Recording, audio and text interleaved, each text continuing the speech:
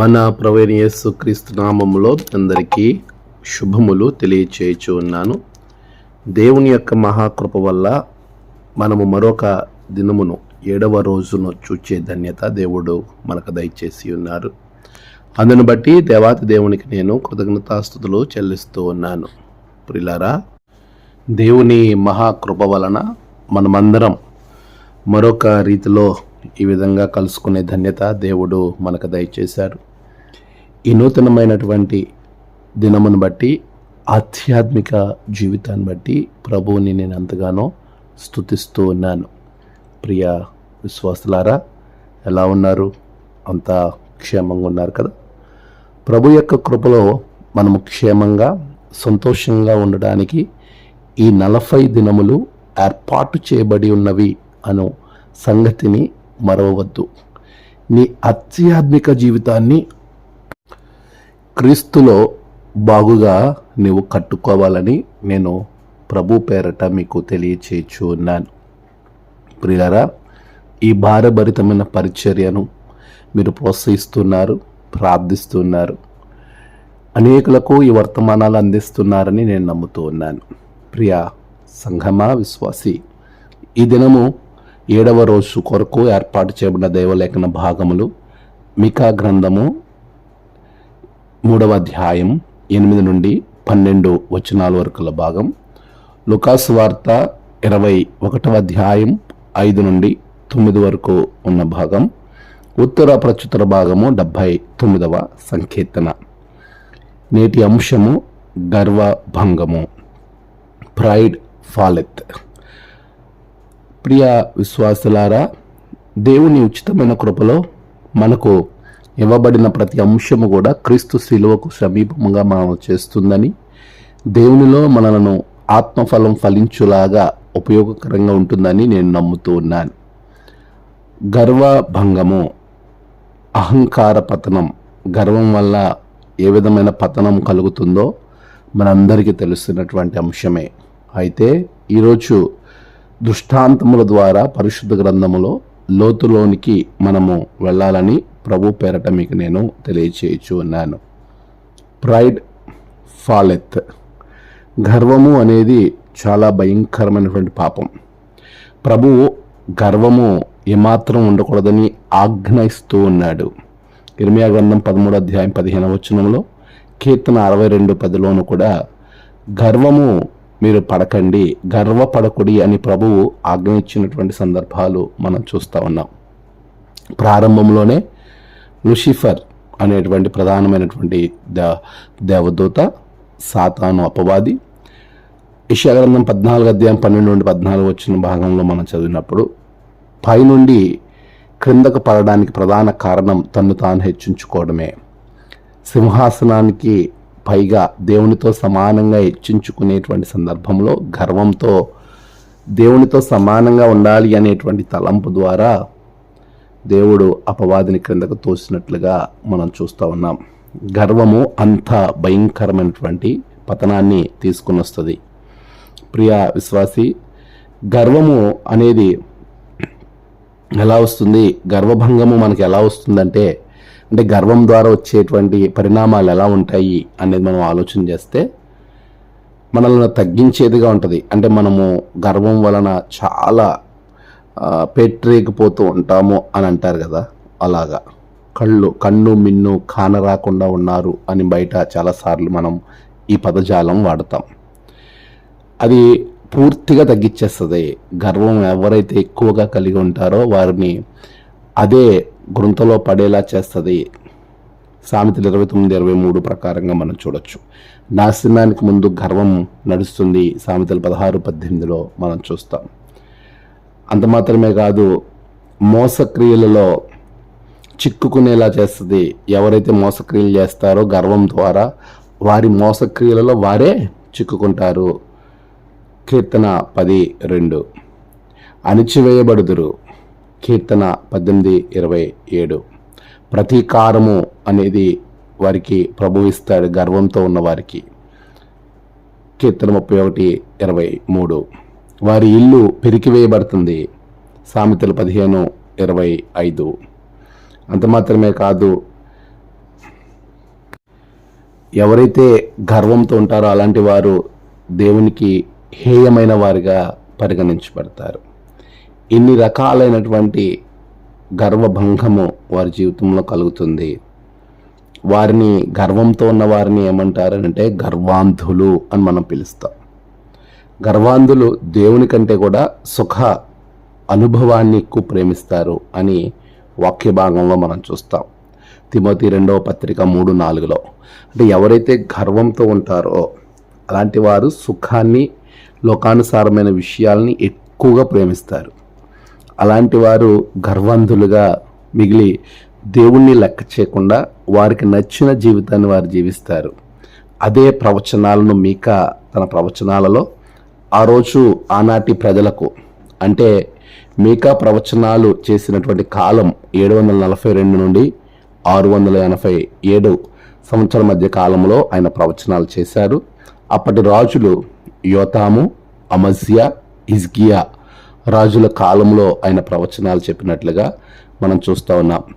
వీరంతా కూడా అక్కడ ఉన్నటువంటి ప్రజలు దేవుని న్యాయ తీర్పు, ధనవంతులు అయినటువంటి వారు, అధికారము గలవారు అనేక మంది గర్వముతో దేవుణ్ణి వ్యతిరేకించిన వారు అంత మాత్రమే కాదు, వారు చేసినటువంటి క్రియలు భయంకరమైన కీడు చేసి మాకు ఏ కీడు రాదని గర్వంతో ఉన్నటువంటి వారికి దేవుని తీర్పును గురించి ప్రకటించిన మీకాని మనం చూస్తూ ఉన్నాం. 3వ అధ్యాయం 8 నుండి 12 వచ్చిన భాగంలో మనం మరీ విశేషంగా ఈ వచ్చిన భాగంలో ఇది మనకు కనబడుతూ ఉంటుంది.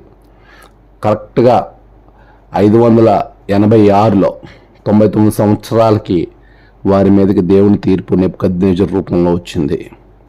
ప్రియులారా, మనం ఆలోచన చేయాలి. దేవుని యొక్క వాక్యము మనతో మాట్లాడుతుంది. ఎవరైతే గర్వాంధులుగా ఉంటారో, ఎవరైతే దేవుడు లేడు అని గర్వముతో జీవిస్తారో, లేదా దేవుడు చూడడులే అనుకుని వారికి నచ్చినట్టుగా సుఖానుభవంలోనికి వెళ్తారో, అలాంటి వారికి ఎలాంటి తీర్పు వస్తుందో, వారి జీవితము ఎలా ఉండబోతుందో ప్రభువు మీకా ద్వారా ప్రవచనాత్మకంగా మనకు తెలియజేస్తూ ఉన్నాడు. గర్వము రకరకాలుగా వస్తూ ఉంటుంది ప్రియులారా. ఒక్కొక్కరికి ఒక్కొక్క రీతిలో గర్వం వస్తుంది. దానికి పరిశుద్ధ గ్రంథంలో కొన్ని ఉదాహరణలు కనుక మనం చూడగలిగినప్పుడు, ఉజ్జియా అనేటువంటి రాజుకి స్థిరపడిన తర్వాత గర్వం వచ్చింది. మనలో కూడా చాలామంది ఉంటారు సుమి ఇలాంటి వారు. ఒకవేళ నువ్వు ఆ జాబితాలో ఉన్నావేమో ఒకసారి పరిశీలించుకో. నీ యొక్క మొదలు ఎక్కడుంది, ఇప్పుడు నువ్వు ఎక్కడున్నావు? నీ పాత స్థితిని నువ్వు మర్చిపోయి, నీ ప్రారంభ స్థితిని మర్చిపోయి ఇప్పుడున్న స్థితిని బట్టి మిడిసిపడితే జాగ్రత్త, దేవుని కోపం నీ మీదకి వస్తుంది. గర్వము అనేది బహుభయంకరమైనటువంటి పాపంగా మనం ఎంచాలి. అటువంటి భయంకరమైనటువంటి పాపం, సులువుగా చిక్కులు పెట్టు పాపమును అని బిలిగ్రామ్ గారు ఒక పుస్తకం రాస్తారు. ఆ పుస్తకంలో గర్వాన్ని గురించి చాలా అద్భుతంగా ఆయన మాట్లాడతారు. మనల్ని సులువుగా చిక్కుల్లో పెట్టేసేటువంటి పాపాల్లో గర్వం అనే పాపం ఒకటి. ఇది మనమే సెల్ఫ్ బూస్టింగ్, నేను కాబట్టి ఇదంతా చేయగలను, నేను లేకపోతే ఇక్కడ ఏది జరగదు, నేను ఉంటేనే ఇది ఎవరైనా చేయగలరు, ఇలాంటి గర్వాన్ని మనలోనికి తీసుకొచ్చేవాడే అపవాది, సులువుగా చిక్కులు పెట్టే పాపం. కాబట్టి చాలా విషయాలు మనం ధ్యానం చేయాలి. గర్వాన్ని గురించి ఆలోచన చేస్తే పలు రకాలుగా గర్వము మనలోనికి ప్రవేశిస్తూ ఉంటుంది. దానిలో మొట్టమొదటిది ఇక్కడ మాట్లాడుతూ ఉన్నాడు. సందర్భాన్ని బట్టి మనం చూస్తే ఉజ్జియా స్థిరపడిన తర్వాత గర్వపడ్డాడు. దినవృత్తాంతాలు 2వ గ్రంథం 26వ అధ్యాయం 16వ వచనం. మరి నీవు స్థిరపడిన తర్వాత నీ తల్లిదండ్రులను, నీ స్నేహితులను, నీ రక్త సంబంధికులను, నువ్వు ప్రారంభంలో నీకు సహాయపడిన వారిని మర్చిపోయావేమో, అన్నిటికంటే ప్రాముఖ్యంగా నీ దేవుణ్ణి నువ్వు మర్చిపోయావా? ఒకసారి ఆలోచించాయి. ఉజ్జియా స్థిరపడిన తర్వాత గర్వించి దేవుణ్ణి విడిచి తన జీవితాన్ని తనే చేతులారా నాశనానికి తీసుకున్నాడు. ఈరోజు మరి మన పరిస్థితి ఎలా ఉంది? రెండవది, ధనాన్ని బట్టి చాలామంది గర్వపడుతూ ఉంటారు. బహుశా దేవుడిని ఆశీర్వదించి నువ్వు ధనవంతుడు అయి ఉండొచ్చు, లేకపోతే నీ దగ్గర డబ్బులు స్వతహాగా, లేకపోతే మీ పేరెంట్స్ నుంచో దేవుడు నీకు ధనవంతుని కుటుంబంలో నిన్ను పుట్టింపజేసి ఉండొచ్చు. ఏదో రకంగా నువ్వు డబ్బున్నవాని ఉండొచ్చు. డబ్బును బట్టి ఏమాత్రం గర్వపడద్దు. ఎహెజ్కేలు గ్రంథం 28వ అధ్యాయం 5వ వచనంలో మనం చూస్తాం. కీర్తన 62:10 కూడా అంటాడు, మీరు గర్వపడకండి, ధనము మీకు హెచ్చినను దాని యందు మీరు లక్ష్యము చేయకండి అంటాడు. కాబట్టి ధనాన్ని బట్టి ఏమాత్రం గర్వం నీకొద్దు. ధనాన్ని మనం ప్రేమించకూడదు, ధనం వెనక మనం వెళ్ళకూడదు. ధనం అవసరమే, కానీ అదే ప్రాముఖ్యం కాదు.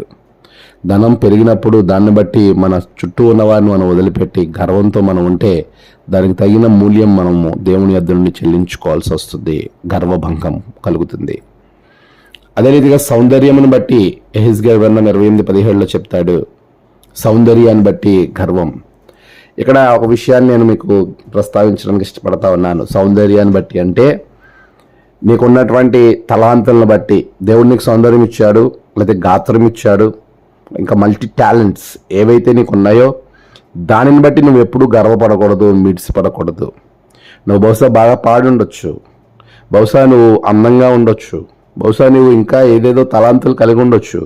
నీ తలాంతులను బట్టి నువ్వేమాత్రము అతిశయపడద్దు, గర్వపడద్దు. అలా గర్వపడినట్లయితే దేవుడు ఆ గర్వాన్ని అంతా కూడా అణిచివేసి చక్కటి బుద్ధి ఆయన చెప్పగలడు. యెరూషలేముని ప్రస్తావిస్తూ ఉన్నాడు ఇక్కడ. సువార్త పాఠ్యభాగంలో మనం చూస్తే లూకాసు 21వ అధ్యాయం 5-9 వచనంలో, అందమైన రాళ్లతోనూ అది చాలా అద్భుతంగా శృంగారింపబడింది. దాని యొక్క అందాన్ని చూసుకుని అది గర్వపడతా ఉంది. అందుకే ప్రభు అన్నాడు, రాయి మీద రాయి నిలవబడకుండా ఇది నాశనం అవుతుంది అని ప్రభు చెప్పాడు. అది అక్షర సత్యంగా యేసుప్రభు పునరుత్థానమై వెళ్ళిపోయిన 35 సంవత్సరాలకి 70వ సంవత్సరంలో సరిగ్గా టైటస్ అనేటువంటి చక్రవర్తి ఆ పట్టణాన్ని సమూల నాశనం చేసినట్లుగా చరిత్ర మనకు చెప్తా ఉంది. ఈరోజు నువ్వు దేన్ని బట్టి గర్వపడాలి? అసలు ఈ ప్రాణము, ఈ తలంతు, ఈ ఆస్తిపాస్తులు, ఈ ఆరోగ్యం సమస్తం ఆయన ఇచ్చినవే కదా. ఇంకెందుకు గర్వం? ఒకవేళ ఆ పదవి కూడా ఆయన ఇచ్చిందే కదా. ఒకవేళ నీకు ఏదుందో అది అంతా కూడా ఆయన ఇచ్చినవే కదా. మరి ఎందుకు ఆ గర్వం? ఎందుకు ఆ మిడిసిపాటు? ఎందుకు నువ్వు దేవుణ్ణి లెక్క చేయకుండా, మనుషులను లెక్క చేయకుండా నిన్ను నీవే హెచ్చించుకుంటూ ఉంటున్నావు? ఒకటి మాత్రం గుర్తుపెట్టుకో, అలా తన్ను తాను హెచ్చించుకున్న అపవాది ఆకాశం నుండి నేల కూలిపోయింది. నువ్వు ఎంత ఎత్తిదిగినా తగ్గింపుతో లేకపోతే, ఎంత ఎత్తిదిగినా నువ్వు తగ్గింపు స్వభావము నీలో లేకపోతే ప్రభు అక్కడి నుండి నిన్ను పడవేసేవానిగా ఉన్నాడు. జాగ్రత్తగా ఉండాలి. గర్వము ఏమాత్రం కూడా పనిచేయదు. అలాంటి గర్వం ఉండడం వలన మన జీవితంలో చాలా మనం కోల్పోతాం ప్రియులారా. గర్వము ఎందుకు వస్తుంది? అసలు నీచ ప్రవర్తన బట్టి గర్వం వస్తుంది. కీర్తన 12:8, నీచ ప్రవర్తన బట్టి గర్వం వస్తుంది. లెక్కలేనితనం, దేవుడంటే ఏమాత్రం కూడా లెక్కలేనితనం, భయం లేనితనం. సాధు సుందర్ సింగ్ అదే గర్వంతో దేవుడంటే భయం లేకుండా, దేవుని గురించి ఆలోచించకుండా, ఆయన తన స్నేహితులు బైబిల్ చదువుతున్నారని చూచి ఆ బైబిల్ని చించి కాల్చివేసినటువంటి వ్యక్తి సాధు సుందర్ సింగ్. ఎంతో గర్విష్ఠుడు. తన మాత్రమే తనే ఎంతో గొప్పవాడు అనేటువంటి భ్రమలో ఉండేవాడు. ఎప్పుడైతే బైబిల్ని కాల్చేస్తాడో తనలో ఒక ప్రశ్న మొదలవుతుంది, నిజమైన దేవుణ్ణి నేను చూడాలి, దేవుడు నాతో మాట్లాడాలని. ఎన్నో రకాలుగా ప్రయత్నం చేస్తాడు. 1889 సెప్టెంబర్ 3న పంజాబ్లోని రాంపూర్ అనేటువంటి ఊరిలో సిక్కు కుటుంబంలో జన్మించినటువంటి సాధు సుందర్ సింగ్ ఎప్పుడైతే ఈ బైబిల్ని గర్వంతో తగలబెడతాడో, పొగరతో బైబిల్ని కాల్చేస్తాడో, ఆ క్షణమే అతడిలో తెలియనటువంటి ఒక పశ్చాత్తాపం ప్రారంభించబడుతుంది. ప్రభు స్వరం వింటాడు. నువ్వు నన్ను ఎలా హింసించుచున్నావు సుందర్ అని పిలువబడిన ఆ పిలుపుకు లోబడి క్రీస్తును సొంత రక్షకుడిగా అంగీకరించి ప్రభు కొరకు రక్తము కారుచున్న పాదములు కలిగిన వానిగా భారతదేశం అంతా చెప్పులు లేకుండా ఆయన పరిచయం చేశాడు.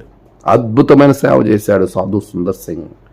తన గర్వాన్ని నుండి వదిలి, ఏ గర్వంతో అయితే బైబిల్ని కాల్చాడో ఆ తప్పు తెలుసుకున్నాడో, గర్వాన్ని వదిలిపెట్టి తగ్గించుకుని తను తాను తగ్గించుకుని సాదాసీదమైనటువంటి వస్త్రాలు ధరించి, కాళ్ళకి చెప్పులు కూడా, పాదరక్షకులు కూడా ధరించకుండా ఆయన క్రీస్తు కొరకు పరిచయం చేసిన గొప్ప సువార్త సేవకుడు. అలా గర్వం వలన హెచ్చరింపబడి తమ తాము తగ్గించుకుని గర్వాన్ని వదిలిపెట్టిన వారు పరిశుద్ధ గ్రంథంలో హిజ్కియా అని మనం చూస్తాం. హిజ్కియా చాలా గర్వంతో ఆయన ఉంటున్నప్పుడు ప్రభువు వాక్కు అతనికి కనబడుతుంది. దినవృత్తాంతాలు 2వ గ్రంథము మనం ఆలోచన చేసిన, రాజుల 2వ గ్రంథంలో మనం చదివిన హిజ్కియా గురించి మీకు 2 సందర్భాల్లో కూడా కనబడుతుంది. ఆయన శిక్ష దొరికినప్పుడు, ఆ శిక్ష వచ్చినప్పుడు దాన్ని బట్టి సరి చేసుకున్నాడు. దినవృత్తాంతాలు 2వ గ్రంథం 32వ అధ్యాయం 25వ వచనం. అయితే హిజ్కియా మనస్సును గర్వించి తనకు చేయబడిన మేలుకు తగినట్లుగా ప్రవర్తింపనందున అతని మీదకి యూదా యెరూషలేముల మీద వారి మీదకి కోపము రాగా, హిజ్కియా హృదయ గర్వం విడచి తానును యెరూషలేము కాపురస్తులను తమ్మును తాము తగ్గించుకున్నారు కనుక హిజ్కియా దినములలో యెహోవా కోపము జనుల మీదకి రాలేదు. గర్వాన్ని విడిచి తన్ను తాను తగ్గించుకున్నటువంటి హిజ్కియాని మనం చూస్తూ ఉన్నాం. ప్రియులారా, అలాంటి తగ్గింపు జీవితము దేవుడు కోరుకుంటూ ఉన్నాడు. ప్రభు సన్నిధిలో మనము దేవుణ్ణి పవిత్రమైన వానిగా మనం ఆరాధించే వారికి ఉండాలి. ఆనాడు కూడా చాలామంది యెరూషలేము దేవాలయాన్ని అపవిత్రపరిచిన వారు అనేకులు ఉన్నారు. 79వ కీర్తనలో అదే చెప్తున్నాడు ఆసాపు. దేవా, అన్యజనులు నీ స్వాస్థ్యంలోనికి చొరబడి ఉన్నారు, వారిని పరిశుద్ధ ఆలయమును అపవిత్రపరచి ఉన్నారు. ఈరోజు మనం ఆలోచన చేయాలి ప్రియులారా. దేవుడు గర్వించినటువంటి యెరూషలేమును పాడుదిబ్బగా చేసి ఉన్నాడని ఇక్కడ 79వ కీర్తనలో ప్రవచనాత్మకంగా చెంది యెరూషలేమును పాడుదిబ్బలుగా చేసి ఉన్నారు అని చెబుతూ ఉన్నాడు. సౌందర్యాన్ని బట్టి గర్వించింది యెరూషలేము. తత్ఫలితంగా తన జీవితంలో రాయి మీద రాయి లేకుండా అది సమూల ధ్వంసం చేయబడ్డది. అయితే గర్వంతో దేవుని శిక్షను పొందుకున్న హిజ్కియా మారు మనసు పొందుకొని తిరిగి దేవుని వద్దకు రావడం, తగ్గింపు జీవితంతో ఆయన వచ్చినప్పుడు దేవుడు ఆ శిక్ష నుంచి అతని ప్రజలను తప్పించాడు. ఈరోజు మరి నీవు ఏ విధంగా ఉంటున్నావు? గర్వాంధుడిగా ఉంటున్నావా? గర్వాన్ని వదిలిపెట్టి ప్రభు వైపుకి వస్తున్నావా? నిన్ను నీవు ప్రశ్నించుకో.